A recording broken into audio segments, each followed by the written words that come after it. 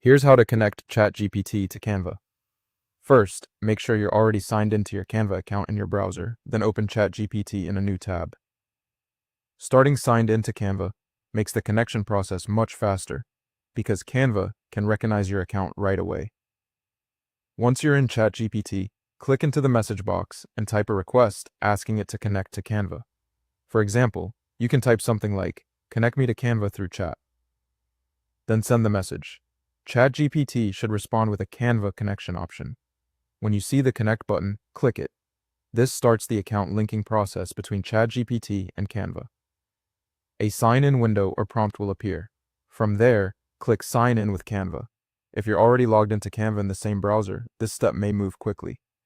If not, Canva will ask you to sign in first with your email, Google account, or whichever login method you normally use.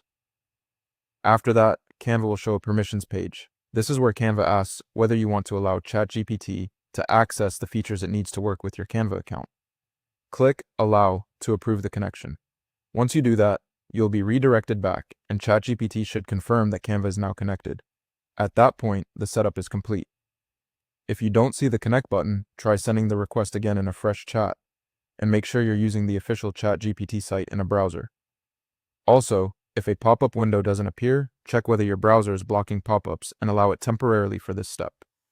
If Canva asks you to log in again, even though you were already signed in, that's normal in some browsers or privacy settings. Just complete the sign in and continue to the allow button. You're all set. Thanks for following along.